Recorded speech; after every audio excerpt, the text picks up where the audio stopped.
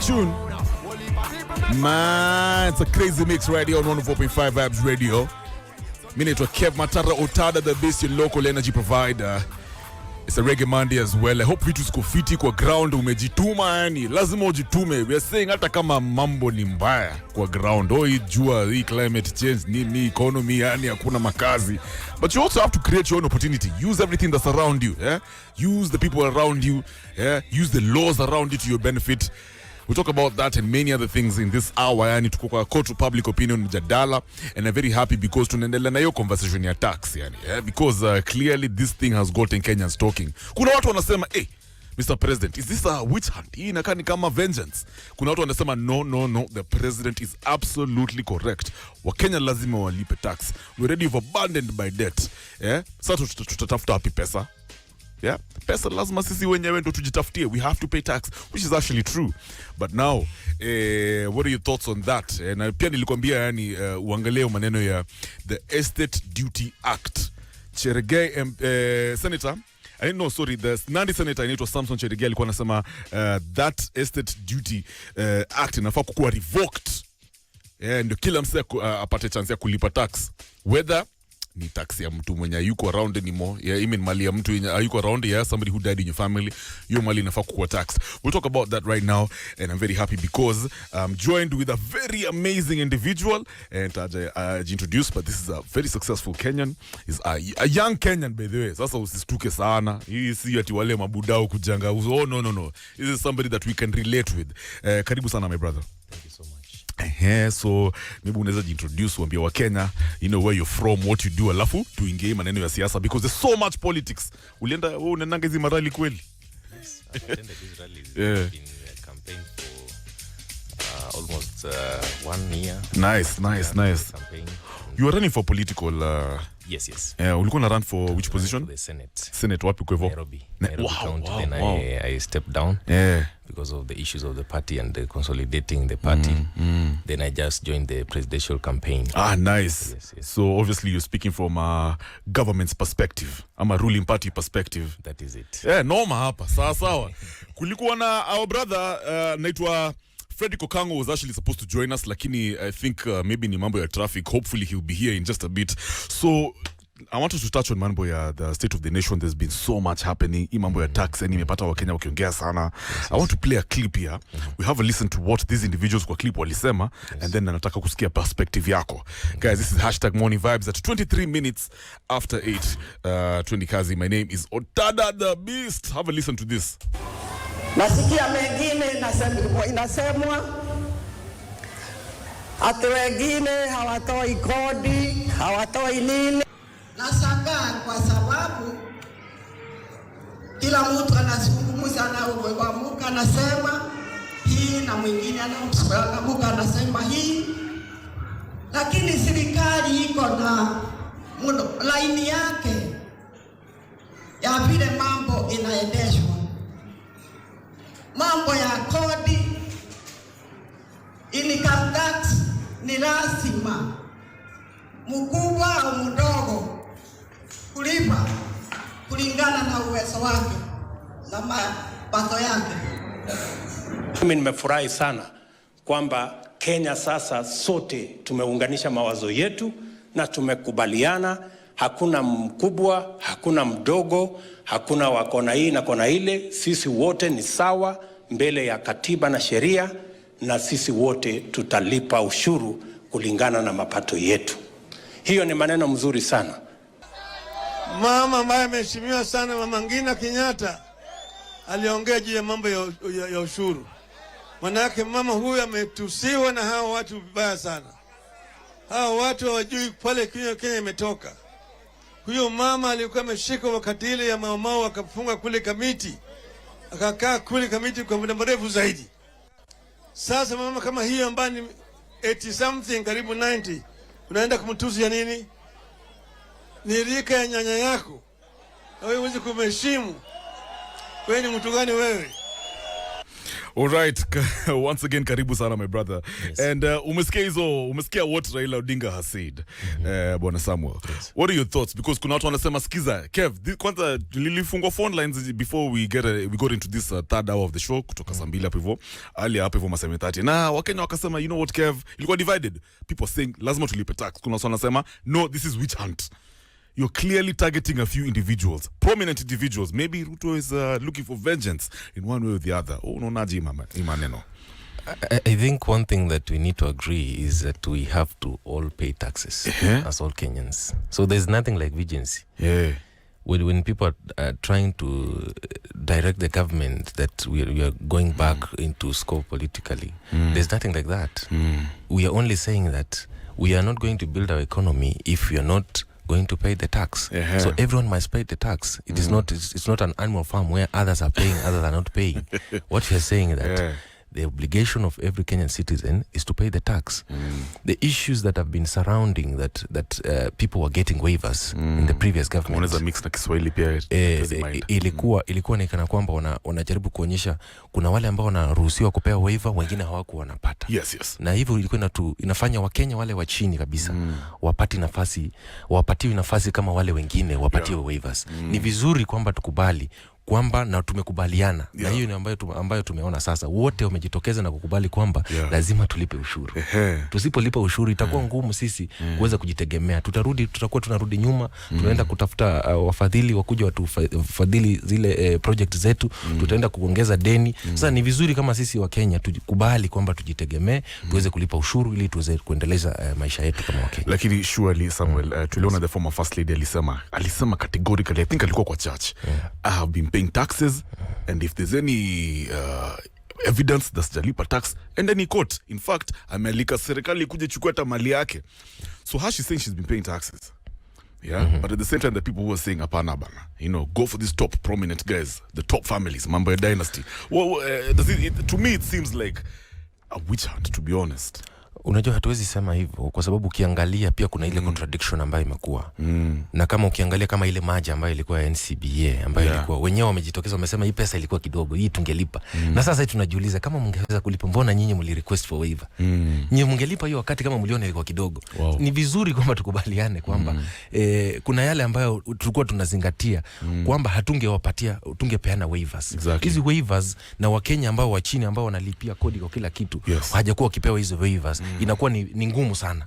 Ni vizuri tuhakikishe kwamba kila mtu analipa kodi. Tukilipa kodi tutaweza kuzuia sisi kama nchi kwenda nje kukopa deni, kwa sababu ile nchi yetu tunahujumika sana na madeni. Madeni imekuwa mingi na hatuwezi kubali kwamba tutakuwa na hiyo mwelekeo ya kuendelea kukopa. Hatutaweza kuendesha serikali hii yetu. Tumepata deni ambayo ilikuwa ni kubwa sana. Hatuwezi sustain hiyo deni. Tunapata interest za juu sana. Ni vizuri tukubali kwamba kila mtu alipe kodi. Lakini ukisema tumesema hiyo abolition, tumesema we are going to review those the act excess duty estate act. We are going to review it so that we allow everyone to pay tax. Now so this estate duty act yenye walikuwa nasema by the Nandi senator Samson Chergel alikuwa nasema we need to revoke it. So hii haikuwa about 2 families or 3 families. It was about all Kenyans, because to me it seems as if hii sasa si ni overburden wa Kenya surely. Na more, because it's going to be like adding more tax to Kenyans kwa mfuko wa Kenya. They'll be digging deeper. Unaonaje maneno? Ukiangalia vizuri kwa hiyo hiyo particular bill, ukiangalia kwanza mambo mingi ambayo ilikuwa wameruhusu ni kwamba we are only able to collect almost around 36 million per year in the collection of through that estate act, what we are going to collect as a country. So ukiangalia who are the biggest beneficiaries. Now how are these even we have not even gone back to those processes and how these properties were acquired. We have not asked about that. We are only saying that who are the biggest beneficiaries. You see the Kenyatas and the Mois, who are the biggest beneficiaries in this so how wanaona ni kama tunawapiga vita, lakini sisi tunajaribu kuangalia kwa ujumla kama tutaruhusu watu wengine kulipa na wengine hawataruhusiwa. Ni vizuri kwamba ikuwe ya kila mtu. Na hivyo tumekubaliana. Na hata wenyewe wamejitokeza na wamesema kwamba tumekubali kwamba kama kuna mahali ambayo mnaona hatujakuwa tukiguzia na hizo ambazo tumekuwa tukilenga, ni vizuri sisi mkuja mtuonyeshe ni hapa na tuwaambie kwamba tunaweza kulipa. Exactly. Yes. And okay, let's keep it moving. Let's go back to hizi maralism because ikifanyika. This is the second week. Tuliona ya kwanza ilikuwa pale Jacaranda. Sasa hii ya Kibira pili ilifanyika jana. What do you think is going on kwa the mind of former Prime Minister Raila Odinga? Unadhani endgame yake ni gani? You know, the Raila we know is not different from what we used to know. He's just the same person. The end game is to have a sit down with the government of the day and try and negotiate something. Yes. Even before he said, I'm not interested with handshake. He eventually had a handshake with Uhuru Kenyatta. The two people had a sit down and they agreed on that we are going to have a handshake government. We are going to have a BBI. Okay? Which wasted our country almost 4 years. We are discussing one thing on how we are going to change the constitution only to achieve some certain objectives. Like, stabilize country at a time when there's so much tension. But you see, even if you're talking about stabilizing the country, but it was at what expense? We had our agenda. The way we used to say that we had our agenda. That was the 5 pillars, the 4 pillars that were in the government from 2017.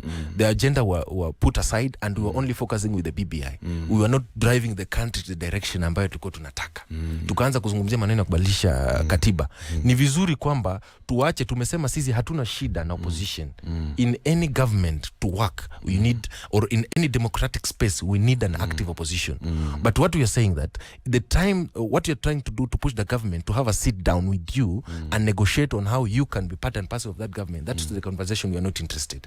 We're only interested for you to do your work. But Bwana Samuel, Raila Odinga amesema clearly, I don't want that handshake. I don't. Kitu nataka. By the way, let me just tell you what he wants, his demands. The number one priority apparently the independent audit of last year's election results, formation of a truly autonomous IBC, and the removal of punitive taxes in that order. And in fact, nilikuwa nachikia piva akasema Ruto has to step aside. Hapo hujaona kitu ya handshake. So you can't imagine that anataka handshake. Let's stick to the facts. If you listen to these rallies, you'll be surprised what these people are discussing. There's nothing they're talking about that is even realistic. What they're trying to push yesterday, the other when he was at Kamukunji, he was talking about the audit and the election audit. Yesterday, the other day also, he was talking about he wants us to have like the system in the US, okay, the electoral system where people are going to vote within the counties. Yes. You see, they are not decisive on what they want, even as a opposition. They are not clear. But you know very well, it is a push. This is an agenda. This is something that I've been able to do before. They come up with very way of trying to push the government to have a sit down with them. Ukiangalia vile wanasema ati kuhakikisha kusukuma watu, tunaenda state house kutoa president kutoka state house. Hii ni agenda yao ambao that's what they always want to do. That because, but you see, even as a country we cannot be able to start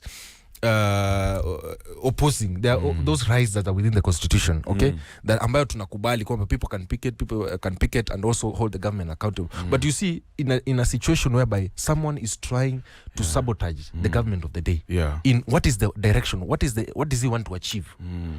The ultimate thing that I know, that the Raila that we know, is he was trying to push the government to have a sit down with him and negotiate for something the way he did with Uhuru Kenyatta, not knowing that William Ruto is not Uhuru Kenyatta. Ella? He's not going to have a sit down with him. And that has been very clear. You want to tell me Ruto can never aizinge your box hata iwe nini? Hakuna. Never. Hakuna. I mean, Raila said Nyayo aliambia tu mnajua mali ilitoka na Nyayo. He told guys, if I can deal with Nyayo, Ruto ni nani? Let me tell you, Ruto is not Nyayo. Ruto is not Mike Bagi. Ruto is not Uhuru Kenyatta. Ule mtu tutasukuma yeye kwa kona, utuma maandamano, dipeleke watu sijui nini, ati ni ruhusu tukae chini. Patie labda slice moja ya mkate. Sijaongelea nusu mkate, slice moja hata slice. Hakuna. Say Samuel. Okay? Hiyo haiwezekani. Sisi tumesema wewe fanya kazi kama opposition. Okay? Hold the government accountable. Okay? Do the checks and balances that the constitution allows you to do. Okay? But you are not going to sabotage the government of the day through certain kind using young people. You see what yesterday was happening. Unavalisha vijana military regalia and trying to come with a militia that is going to oppose the government through backdoor. You know, that is not right. We cannot allow that as a country, and that's why we are saying that we are going to be very firm. We are going to push the government of the day that we are working with, that we are not going to allow a former premier to push the government kuanza kuwa na conversation ya nusu mkate. Okay. Hatuwezi kubali. #morning vibes right now. My name is Kev Mataro Tada, the best, your local energy provider, and of course I'm hanging out with Bwana SAMWEL MASAKI. He's a politician. Tunaongea top hivi mambo ya state of the nation, Raila's endgame. Hii ni plan gani yani Raila konayo? And really hii mambo ya tax, is it a political witch hunt ama kusema kweli wa Kenya yani tunafaa tu kulipa tax because we're heavily burdened by mambo ya debt? Good morning, it's 8:35. This is the Modern Vibes on Vibes Radio. Everything 104.5 Vibes Radio with the local energy provider Kev Mataro Tada, the beast. 8:38 right about now. Tuko kwa Court of Public Opinion mjadala. We're touching on the state of the nation. Raila's endgame, what really is the former prime minister up to? Alafu pia hii maneno ya tax rather, is it about Ruto versus the dynasties ama kusema ukweli the president is actually out here looking for money to sort out hii maneno ya the debt burden? You know, clearly the country is heavily indebted yani, na somehow lazima tulipe hizi mavitu ndo biashara endelee vizuri. Once again, karibu sana Mr. SAMWEL MASAKI, a politician. Yes, thank you so much. Yes, okay, let me just ask you a random question. 2027 bado uko kwa ballot ama you are focusing on the government's agenda? No, with the ballot, I'm coming back. Yeah. Yes, for the Senate of Nairobi. Hey. Because we have to build, we also have our own ambitions. It's true. And then it's good we pursue them. Vijana lazima tujitume. Na lazima tujisukume kwa sababu hatuwezi kuwa tunaongelea uongozi wa kesho na sisi wenyewe hatujitokezi. So ni vizuri tujitokeze. Ni nafasi bora ya sisi kujitokeza na kuendelea kujisukuma ili tupate nafasi ya uongozi. Exactly. Kwa sababu sisi ndio viongozi wa leo, kesho na kesho kutwa. Speaking of viongozi wa leo, kesho na kesho kutwa. Yes. Hii maneno ya Raila Odinga, to be honest with you, is he looking for relevance ama he has a case? Anasema bana sikiza, sawa ni rig out. Na niko na whistleblower, tuko na evidence yote. So there's some people who are saying, "We bana Raila park." Lakini kuna watu wanasema, guys, there is no way you can do away with munaiba. I can tell you for a fact, there's nothing. These are fictions. These are fake stories. Okay, these are people trying to get attention trying to get their political attention back. It is done. You cannot tell us. Unatuambia saizi you had a whistleblower when you do not present this whistleblower to the petition at the Supreme Court. See, somebody can say we need more time. In fact, tunafaa ku review your law. Petition sasa inafaa kuata labda a month. Time ya kugather the evidence. I can tell you there's nothing. These are hawa ni watu wanajaribu kusanya zile vijikaratasi kidogo, the pieces lost, so that they can be able to create their relevance. Hakuna nafasi ambayo watapata katika kujaribu kusukuma serikali kutumia njia hiyo. Haiwezekani. Kwa sababu you see you had the opportunity. You had the government of the day. Okay, you had the systems. They kept telling us they had the system. They had the deep state. So what happened to the deep state and the system? So that this person who is outside the government could be able now to subdue the system of the day and become the president.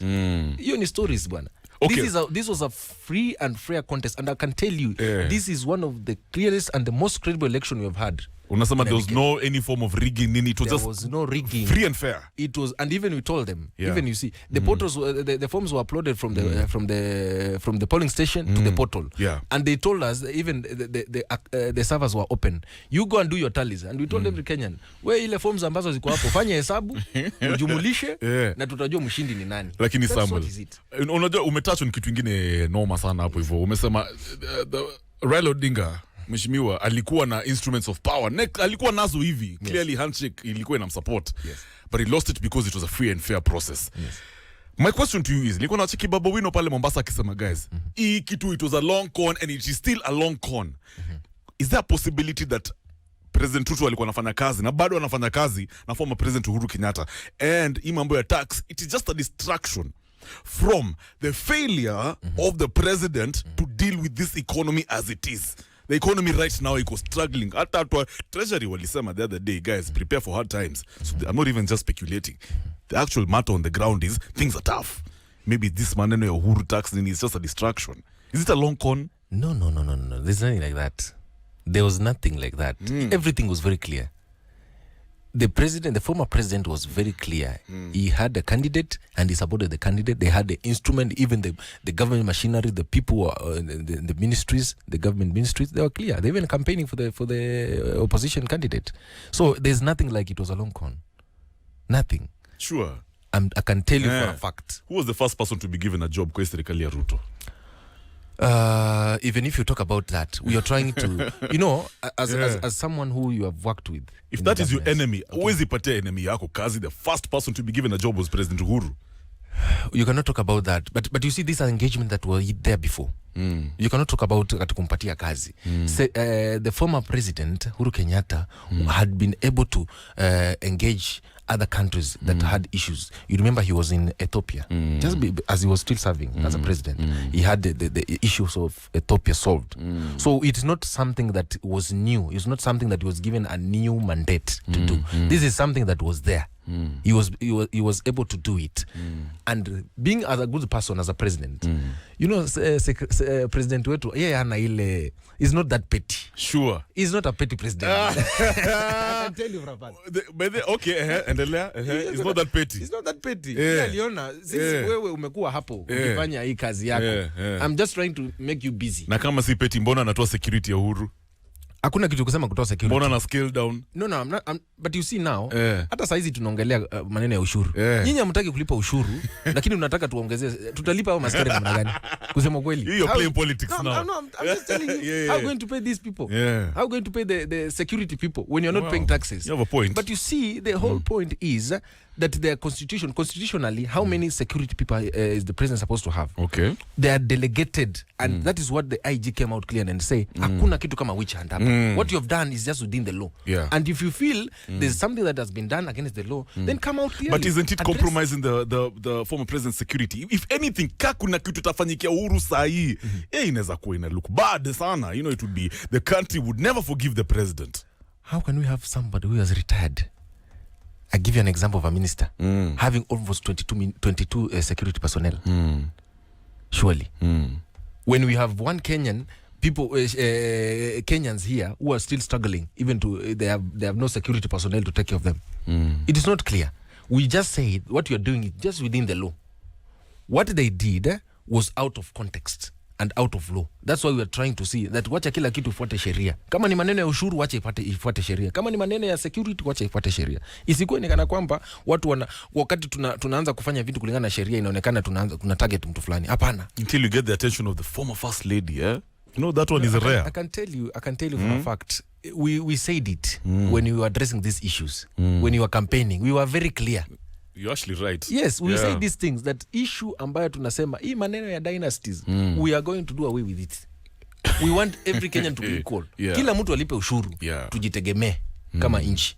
Okay? Maneno ya security ambayo wanajaribu kutumia kama kuipiga siasa, there's nothing that has been done. And kama even the IG said it very correctly, that kama unaona kuna shida, you have the office of the IG address these issues. Andika barua, sema sisi mimi nafaa nikuwe kwa sheria, nafaa nipatiwe askari 100 ambayo iko kwa sheria, lakini mmenipatia 20 ama 21. So tulicheki pia bwana Chebukati akisema listen, Raila, ulisema likuwa kwa nyumba yako. Onesha your evidence. Who has the burden of proof? Who has the burden between Chebukati and Raila? The one who alleges. Okay. Yes. The one who alleges has the burden of proof. He has to prove that, and even now that the former chair said it, that he is going to court for defamation. That you cannot just be coming out through public rallies and alleges things that you cannot substantiate. It is important that if you come up with this allegation, be able to substantiate them. Okay? These are issues that touches so many things. The issues of national interests. So when you start coming out and say that, what was he coming to your house to do? Number one. On whose invitation did he come to?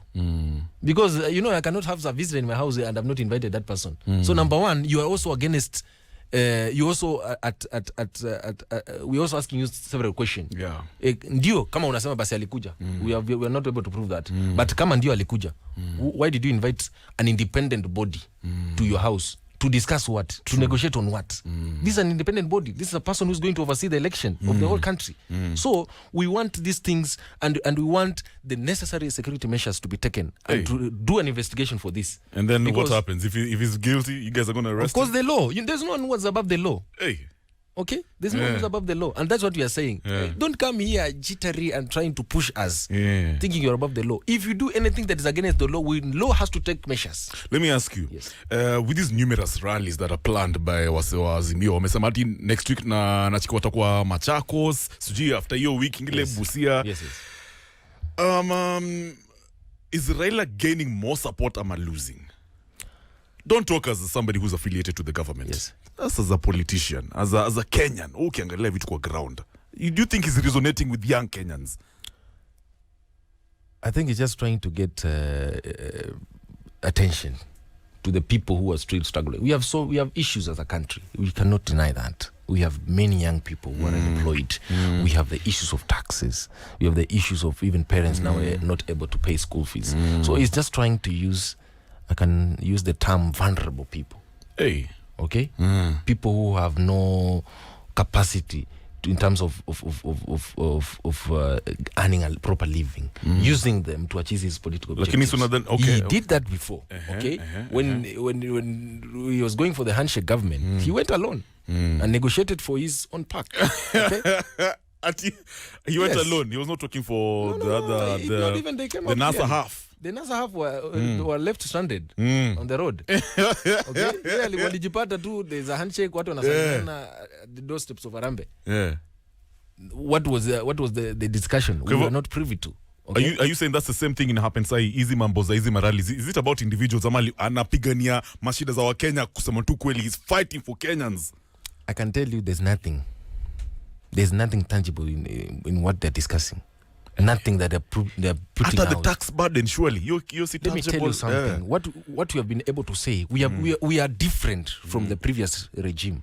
We said, even if you owe the government, even them, they are almost, we said, you come up with that, you sit down with the taxman. You see what happened before with the taxman? He was coming to you. You're not paying taxes, they collect everything in your house. They go and sell.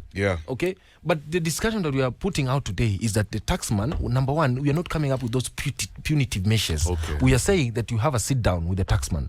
This is how much I owe you. But within this specific time, within 1 year, I can be able to pay this amount. That is a discussion. Even the business people, the same discussion, that the tax measures that we have put in place, it is a way to revive our economy. It is a way to bring back our country so that we can be able to be self-sustaining. Sawa, I think nimelewa fiti. So my question to you, by the way, is the way you look at things kwa economy sahi, are things improving ama zinaendelea kuworsen? Honestly, objectively, I think things are going to improve, and that's what we said. That within a short time, let's give the government a latitude of time so that they can be able to now revive the economy. Okay, and the reason I'm asking you before you explain further, skiza maneno. Nime put down some facts here. I did some serious research. Number one, nacheki, according to the Business Daily, walikuwa wamesema hapo the Hustler government is actually planning to borrow 3.6 trillion in the first term. Which obviously is going to escalate the debt burden. Comparatively, Uhuru aliborrow about 2.7 trillion during his first term. Now, effects za hapa hivi ni 2 months on, bank loans will be extremely expensive.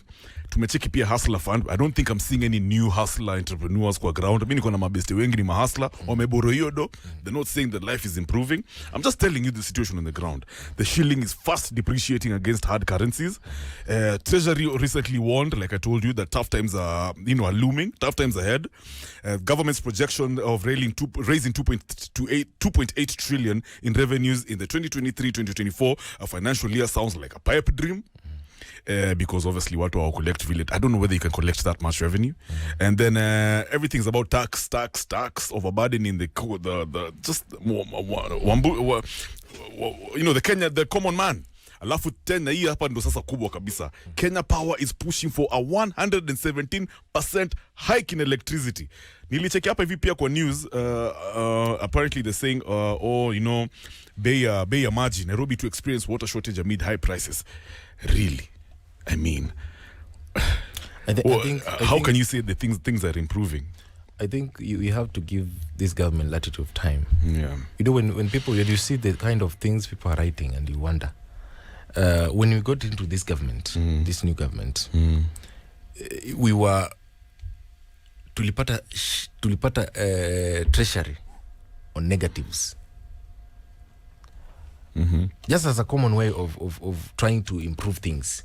You know, you cannot start immediately. You have to get something. Hata wewe unaenda kwa jirani kidogo, unakopa kidogo. Unasema as much as najipanga kuendelesha hii maisha, lazima niangalie ile kidogo ya kusustain. Yes.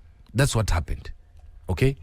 We were trying to improve the situation. And that's why you have said that give us a little bit of time, at least 6 to 1 year. 6 months to 1 year. Okay?